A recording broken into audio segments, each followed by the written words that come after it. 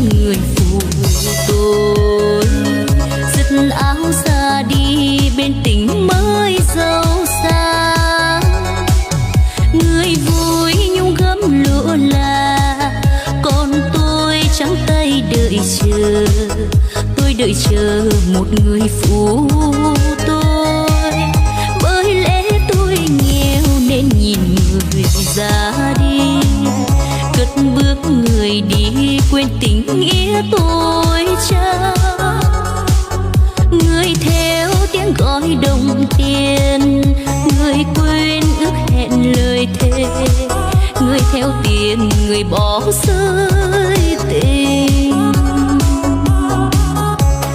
Tiền đó mang lại hạnh phúc người ơi, tiền đâu biết nghĩa bên tình, tiền chỉ là bờ môi dối trá.